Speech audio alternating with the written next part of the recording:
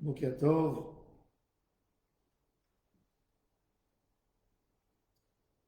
pour la réussite de Abraham ben Messaouda. Mon cher Rabbeinu, il voit Korach venir avec 250 personnes qui se prétendent être Kohanim Gedolim, comme Aaron. Et Moshe leur dit, patientez, venez demain, chacun avec une poêle et des encens, et vous allez mettre la Kétoret. Celui que Dieu va recevoir la Kétoret de lui, c'est le Kohen Gadol. Et les autres, ils n'ont plus le droit de parler. Et Moshe leur a dit en plus qu'ils se mettent en danger de mort. Mais il est écrit dans la Torah que Moshe leur a dit, vous allez venir demain, Mahar. Pas aujourd'hui, demain.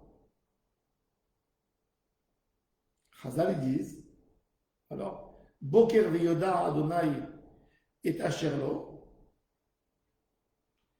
Il dit, Moshe Rabbeinu, de la même manière que le jour et la nuit, chacun a son rôle, et la journée ne rentre pas dans la nuit, et la nuit ne rentre pas dans la journée. Chacun dans Am Israël a son rôle, et vous ne pouvez pas prendre le rôle de Aaron à Cohen. Mais le Midrash nous dit que Moshe Rabbeinu voulait calmer la machloket, et il leur a dit, patient, en patient jusqu'à demain.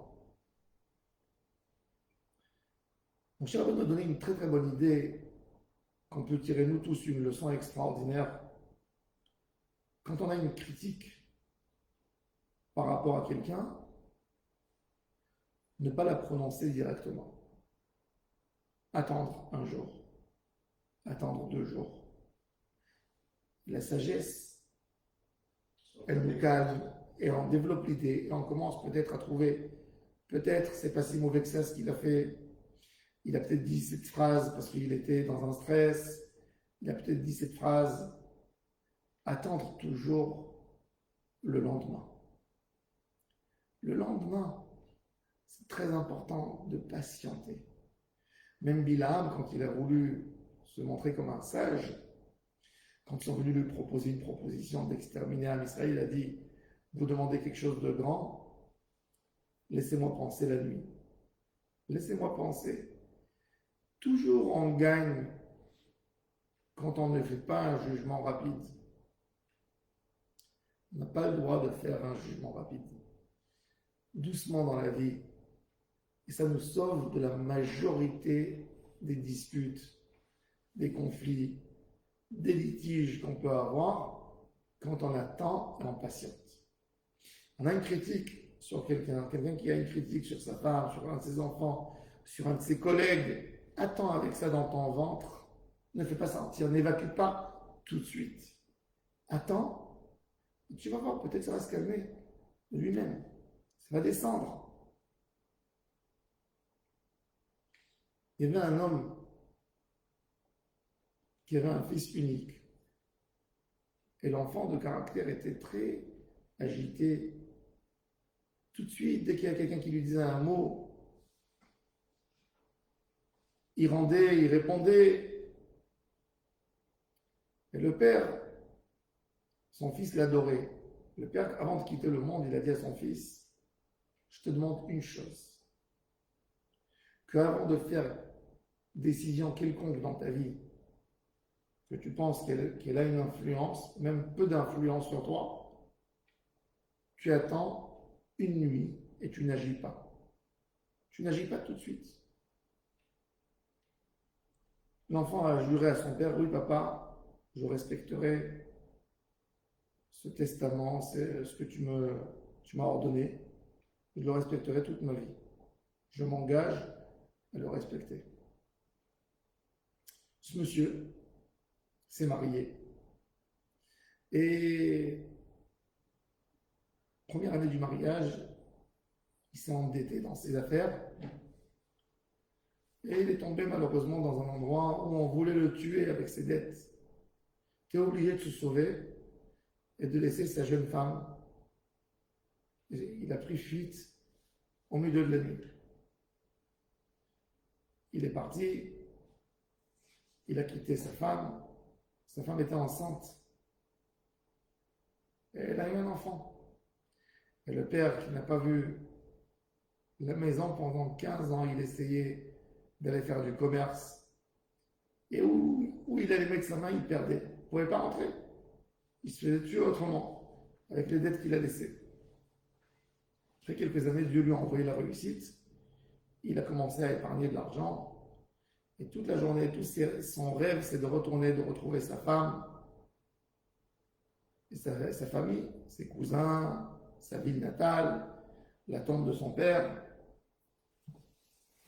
Après 15 ans, il rentre dans la ville. Toute la ville a changé. Il avance, il va dans la rue où il habitait. Il ne peut pas rentrer directement sans avertir. Il regarde à la porte. Il se met comme ça, il regarde dans la cour, il voit dans la fenêtre, il voit sa femme qui prépare 2 assiettes à table. C'est bizarre. Je me suis marié, j'étais avec ma femme quand je suis parti, il n'y a personne, il n'y a que moi et elle. Est-ce qu'elle s'est remariée? À un moment, la soirée, la nuit déjà, il voit un jeune homme, un bel homme, qui tape à la porte, qui rentre, discret, très discret, sans que personne le voie, et il voit comment sa femme, elle l'embrasse, elle l'enlace. Il dit, elle est devenue folle, ma femme. Il est jaloux. Il veut rentrer. Il a eu une idée terrible de poignarder cet homme et sa femme avec. Avant de faire ça, d'agir en colère, il s'est rappelé des paroles de son papa. Donc, il court, il hurle dans les rues, il va jusqu'au bout de la ville pour ne pas s'énerver et ne pas retourner, et il va dans un hôtel, il s'enferme dans l'hôtel et toute la nuit il pleure. Le matin, il ne peut pas, il n'en peut plus. Il se lève le plus tôt du matin, il cherche à faire la tfila, la prière. Et tout d'un coup, il y a des gens qui le rencontrent, des gens qui le connaissent. Et il embrasse, cher Yanou, le fils de ton papa, où tu étais tellement de temps, tu sais. Tu as laissé ta femme enceinte quand tu as quitté la ville. Et ta femme était tellement endettée que les gens à qui tu leur devais de l'argent, ils ont pris ton fils comme esclave. Et de temps en temps, il se sauve. Il vient à la maison, chez ta femme. Il faut que tu fasses quelque chose pour ton fils quand même. Et il a compris qu'en fait, ce jeune homme était son fils. S'il était en colère, il aurait agi sur place, il aurait tué sa femme et son fils. Mais c'est une histoire qui est mentionnée dans Sefer Chassidim. Rabbi Yehuda Chassid, un des Baalei Tosfot, qui vivait à Paris, raconte cette histoire dans son livre extraordinaire, Sefer Chassidim. Une histoire réelle qui s'est passée. Nous, on regarde cette histoire, on est choqués, on est émus. Mais il faut comprendre que ça nous concerne tous. Attendre avec une critique, attendre avec une mauvaise pensée, attendre avec une réflexion qu'on a envie de faire, ne pas agir tout de suite, ne pas agir, ne pas faire sentir la remarque avec une colère, la critique avec une colère, attendre.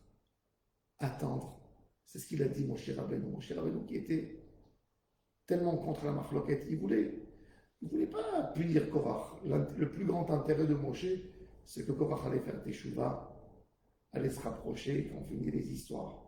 Donc Moshe Rabbeinu a proposé demain, Machar, Machar, pour lui donner à réfléchir. Mais Korach n'a pas pensé. Même la nuit, il est parti faire des réunions. Au lieu de rentrer chez lui à la maison et de penser, il a fait des réunions. Et quand on parle du sujet toujours, on n'arrive plus à penser.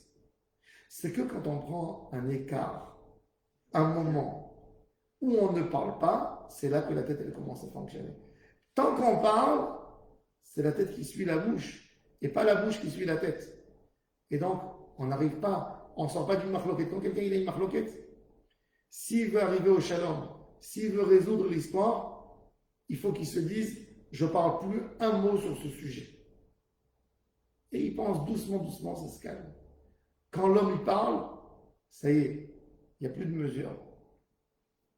Il y avait un grand tzaddik qui a dit une fois, quand il y a une marloquette, un débat, une dispute, les 5 premières minutes, il y a toujours un qui a raison et l'autre qui a tort. La preuve, pourquoi la dispute elle a eu lieu? Parce qu'il y a quelqu'un qui a fait un tort à l'autre. Donc il s'est révolté, il a crié. Comment tu peux faire une chose pareille? Les premières 5 minutes, il y a un qui a tort et un qui a raison. Après 5 minutes, les deux ont tort. Parce que là déjà, c'est plus proportionné, les réponses, chacun qui essaye de faire du mal à l'autre, chacun qui essaie de faire encore plus mal. Il m'a vexé, mais moi aussi je vais le vexer. Il a dit ça, moi je vais lui dire plus grave que ça encore. Et ça, c'est la mafloquette. Celui qui sait se taire, celui qui sait se retenir, c'est le secret, le sod de ne pas agrandir la mafloquette et de trouver un juste milieu et de retrouver le shalom dans son foyer, dans son entourage et avec ses amis.